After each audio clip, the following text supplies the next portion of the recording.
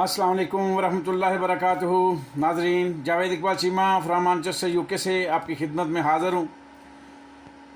जैसे कि मैं अर्ज़ किया करता हूँ, मेरा यूट्यूब चैनल इनकलाब पाकिस्तान क्लिक करें, सब्सक्राइब करें और मेरे साथ इस इनकलाब के काफ़िले में शामिल हो जाएं। तो आज का इन्वान है इमरान खान का बयानिया। तो दोस्तों, पाकिस्तान की तारीख़ में 75 सालों में कौम के सामने दो बयानिया आए हैं। एक पहला बयानिया जुल्फ़िकार अली भुट्टो का था, जो रोटी कपड़ा मकान का था।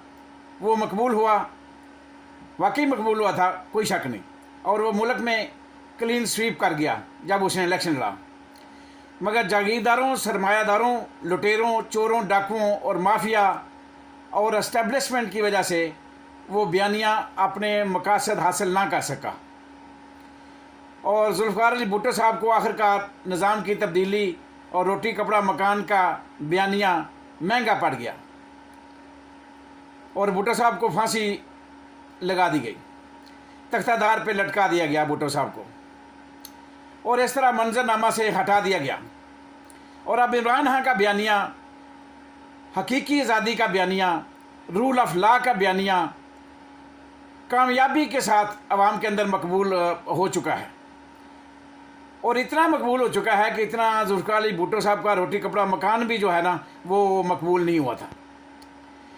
इस बयानिया की वजह से आज इमरान खान मुल्क का मकबूल तरीन लीडर बन चुका है, इसमें कोई शक नहीं। ये एक हकीकत है जिसे सारे के सारे दुश्मन भी तस्लीम कर चुके हैं और इमरान खान से इतने खाइफ हैं, इतने डरे हुए हैं कि इलेक्शन में नहीं जाना चाहते और इलेक्शन के आगे रुकावटें खड़ी कर रहे हैं। और हुक्मरान तबका जो चोरों, डाकुओं, गद्दारों, लुटेरों और बेज़मीरों पर मुश्तमिल है, वो पार्लियामेंट के अंदर भी और बाहर भी, बल्कि आलमी सतह पर भी ये लॉबिंग कर रहे हैं कि किस तरह का घिनौना खेल खेला जाए जिससे इलेक्शन ना करवाने पड़े और इसी तरह ही बगैर इलेक्शन के इक़्तिदार के मज़े लिए जाएं, क्योंकि इलेक्शन की सूरत में इक़्तिदार के मज़े ख़त्म हो जाएंगे और लेने के देने पड़ जाएंगे। तो हुक्मरान तबका तरमीम पर तरमीम किए जा रहा है, जजों को धमकियां दिए जा रही हैं और जजों को धमकियां नहीं दे रहे, सिर्फ जजों को ख़रीदा जा रहा है और फिर जजों को ख़रीद के तकसीम किया जा रहा है। कुछ को ब्लैकमेल किया जा रहा है, कुछ को अंडर एस्टिमेट किया जा रहा है और अदालतों के फैसले ना मानने की धमकी भी दी जा रही है। और अपनी मर्ज़ी के जज जो है ना, वो बैठाने की मंच में कोशिश की जा रही है कि हम ये जज नहीं मानेंगे, ये जज बैठे और हमारे जो है ना इस केस का फ़ैसला करें। क्या बात है! यानी खुद ही मुनसिफ और ख़ुद ही अदालत ये चाहते हैं। इनकी पुरानी जो है स्टोरी वो यही है कि बस जज भी अपना हो, केस भी अपना हो, फैसला भी अपना हो और लिख के दें और जज सब बोल दें।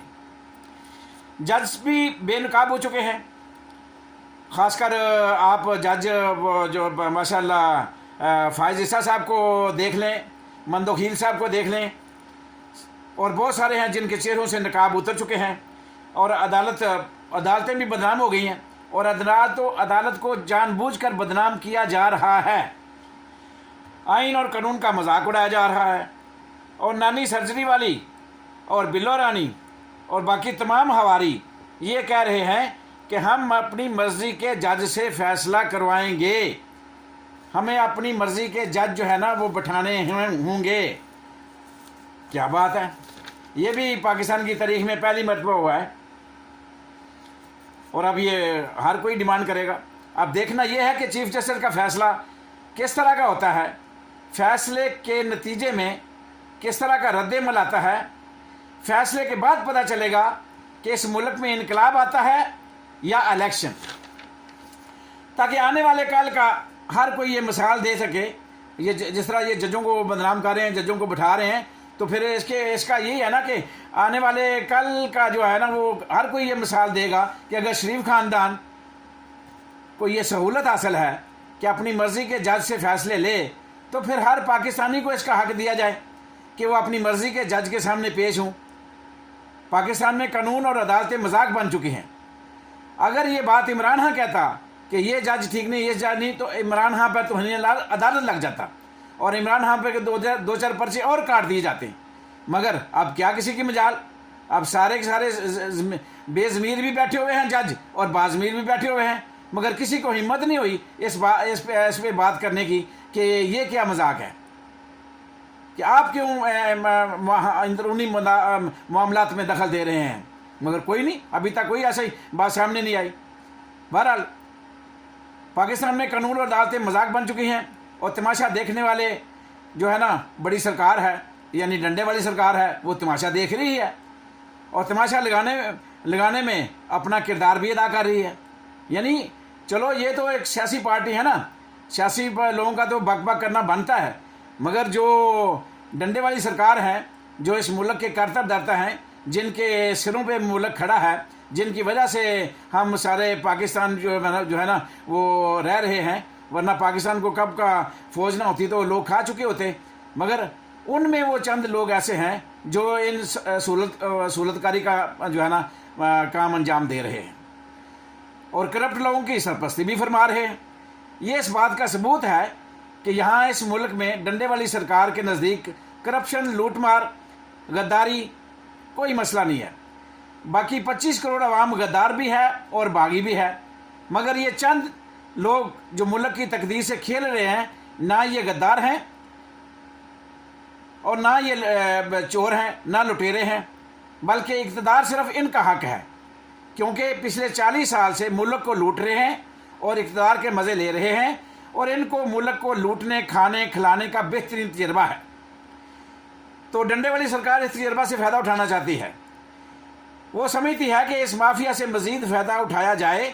जिस तरह जनरल बाजवा गद्दार फ़ायदा उठा चुके हैं, तो हम क्यों पीछे रह जाएं, हमें भी फ़ायदा मिलना चाहिए, इसलिए वो इनकी सपोर्ट कर रहे हैं। अब कुछ रिटायर जजों का और वकला का ज़मीर जागा है। मैं उनको वकला को सलूट पेश करता हूँ और उन रिटायर जजों को सलूट पेश करता हूँ जिन्होंने जो है ना पाकिस्तान में रूल ऑफ लॉ वाले बयानिए को डिफेंड करने के लिए मैदान में उतरने का ऐलान किया है। बल्कि वकला ने तो ऐलान जंग कर दिया है। मैं फिर अपने वकला भाइयों को सलाम पेश करता हूँ। अल्लाह करे कि वो भी लीड करें और इंशाल्लाह इनकलाब का रास्ता हमवार हो जाएगा। अब देखना यह है कि चीफ जस्टिस साहब स्टैंड लेते हैं या वो भी नज़रिया ज़रूरत के तहत कोई दरमियानी रास्ता निकालने की कोशिश करते हैं, क्योंकि सुना है कि चीफ जस्टिस साहब भी, उन पर बड़ा दबाव भी है और वो भी कह रहे हैं कि मैं मुलाकातें करता हूँ।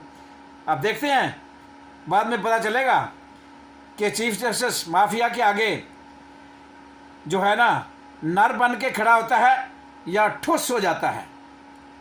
अब नर बनना तो वाकई बड़ी मर्दानगी वाली बात है, तो ठुस हो जाना तो फिर वही बात है कि बस ठीक है, अगर चीफ जस्टिस भी ठुस हो गया तो बाकी क्या रह गया, फिर लपेट दो, सब कुछ ख़त्म कर दो, आइन और कानून की किताबें समुंदर में फेंक दो। कराची के नज़दीक समुंदर है, अल्लाह अल्लाह खैर चला, तो बस इसको दफन करो और मामला गोल करो, ख़त्म।